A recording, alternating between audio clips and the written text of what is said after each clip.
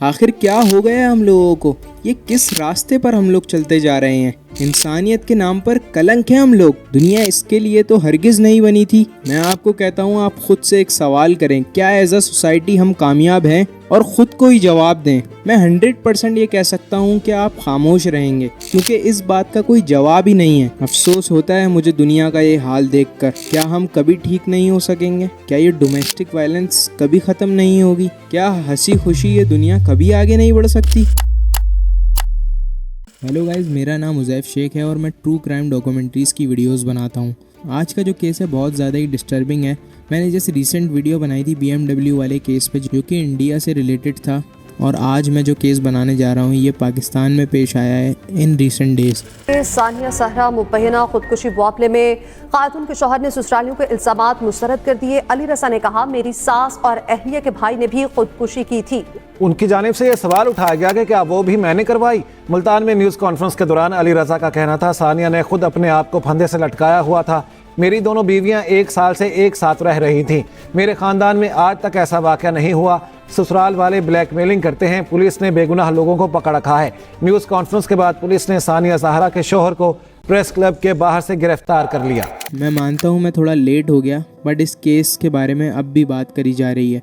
तो अगर आप फुल एनालिसिस देखना चाहते हैं सानिया जहरा के केस के बारे में, तो ये वीडियो एंड तक ज़रूर देखिएगा, क्योंकि मैं एक एक ऐसा पॉइंट रखने वाला हूँ जिससे आप इस केस को पूरी तरह समझ पाएंगे। इंडिया में, पाकिस्तान में या पूरी दुनिया में जहाँ भी डोमेस्टिक वायलेंस चल रही है, उसके खिलाफ अगर आपको जस्टिस चाहिए तो ज़्यादा से ज़्यादा ट्वीट करें और ज़्यादा से ज़्यादा के बारे में जो वीडियोस बनी हैं उनको शेयर करें। अगर इन मामलों में जस्टिस नहीं मिला तो हम एज अ सोसाइटी फेल हो जाएंगे, और देखा जाए तो हम बहुत हद तक फेल हो चुके हैं, क्योंकि ये केस ऐसा है जिससे आपका दिमाग जगह से हिल जाएगा। सानिया जहरा जो कि सिर्फ 20 साल की थी, उसको उसके हस्बैंड अली रजा ने ब्रूटली मर्डर कर दिया। लेकिन क्या इस मर्डर में सिर्फ उसका हस्बैंड जिम्मेदार है, या हम एज अ सोसाइटी, हमारी सोच भी? तो हुआ क्या था, आइए डिटेल में पता करते हैं। सानिया जहरा जो कि 2 बच्चों की माँ थी और तीसरे बच्चे से 5वें महीने में प्रेग्नेंट थी, उसके हस्बैंड ने उसको उसी वक्त कत्ल कर दिया। मतलब उसने एक साथ 2 जानें ले ली। मगर इस कत्ल का मोटिव क्या था? बाकी न्यूज़ वगैरह में ये बताया जा रहा है कि मोटिव सानिया जहरा का घर था, जो कि सानिया जहरा के नाम पे था। अली रज़ा चाहता था कि वो उस घर को बेच के वो सारे पैसे अली रज़ा को दे दे। अभी मैं इतने दिन बाद तलाक दे दूँगा, उसको यूँ बहला ही रखता था वो। और पिछले साल 1 सितंबर को उसको बर्थडे गिफ्ट में वो उसको शिफ्ट करके आया था अपने इसी घर के अंदर। सानिया ने जब उसका कहा नहीं माना तो उसने उस पर बहुत ज़्यादा तशद्दुद किया। उसके दांत तोड़ दिए, उसका हाथ काट दिया, उसके जबड़े पर पाँव रखकर उसका जबड़ा तक तोड़ दिया, और इतना तशद्दुद करने के बाद उसने उसे फैन से लटका दिया ताकि ये एक सुसाइड लगे। तो जब सानिया के घर वाले उसकी बॉडी लेने आए तो सानिया की मदर इन लॉ ने ये कहा, उसके घर वालों को ये कहा कि यहाँ पर ज़्यादा शोर मत मचाओ और उसे यहाँ से लेकर जाओ। और एक न्यूज़ ये भी आती है कि सानिया का जो शौहर था वो इन पेपर्स अभी तक सिंगल था। मतलब उसने कोई पेपर्स ही नहीं बनाए थे इसकी शादी के लिए। सानिया के पेरेंट्स जो ये जुल्म देख रहे थे, उन्होंने चाहा कि हम सानिया को तलाक दिला दें, लेकिन सानिया ने मना कर दिया कि मैं इस उम्र में डिवोर्स ही कहलाऊंगी तो अच्छा नहीं लगेगा। मतलब कि वो ये सोचती थी कि डिवोर्स नहीं होनी चाहिए, क्योंकि अगर ये हो गई तो लोग क्या कहेंगे। तो ये लोग हैं कौन? ये लोग हम ही हैं, मतलब सोसाइटी, मतलब आसपास के लोग, मतलब खानदान वाले। क्योंकि हमारी सोसाइटी में सोच बन गई है जिस औरत को डिवोर्स मिल गई वो इंसान ही नहीं है, और इसी सोच की बिना पर ये लोग जालिम को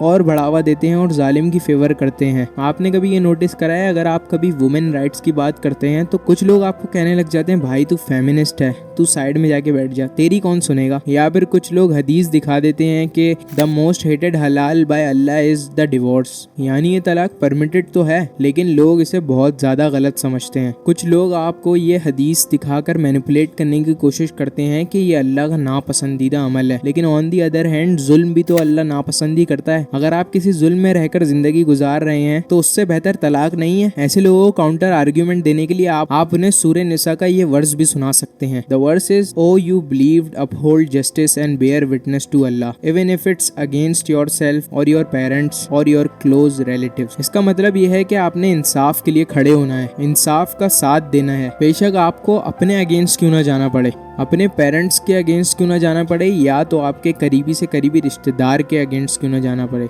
तो खैर है, चले जाओ लेकिन हक का साथ दो। लेकिन पेरेंट्स तो दूर की बात है, रिश्तेदार तो बहुत ही दूर की बात है। एक लड़की जो कि सोचती है कि मेरे आस पड़ोस के लोग क्या कहेंगे और वो उस टॉक्सिक रिश्ते से नहीं कटती। हम लोग अक्सर ये फख्र करते हैं कि हमारे यहाँ तो तलाक होती ही नहीं है, मतलब डिवोर्स नहीं होती। वेस्ट देखो, वहाँ पर तो फैमिली स्ट्रक्चर कितना बेकार है। फख्र तो आप कर लेते हैं लेकिन हकीकत भी तो देखें। जो लड़की अपने पहले शौहर को तलाक देके दूसरे के पास जा रही है, ये भी तो हो सकता है कि वो उसके साथ जाके खुश रहे, ये तो नहीं कि पूरी जिंदगी उसी टॉक्सिसिटी में गुजार दे। अब मैं ये हरगिज नहीं कह रहा कि औरतें 3-3 शादियां करने लग जाएं और कैजुअली डिवोर्स देने लगे। कहने का मकसद ये है कि लोग एक्सट्रीम पे चले जाते हैं। अपनी शादी को बचाने की बिल्कुल कोशिश करनी चाहिए, लेकिन एक हद तक। तो अगर हद गुजर जाए और जुल्म बढ़ने लगे, तो जिस टॉक्सिसिटी में वो औरत रह रही है, तो वो ये बिल्कुल ना सोचे कि मेरे माँ बाप क्या कहेंगे, मेरे रिश्तेदार क्या कहेंगे या मेरे पड़ोसी क्या कहेंगे। जुल्म के खिलाफ खड़े होना सीखें। और ये आपने जाहिलाना स्टेटमेंट जरूर सुनी होगी कि बेटी अब तुम जा रही हो, अब तुम्हारी लाश ही वापसी आएगी।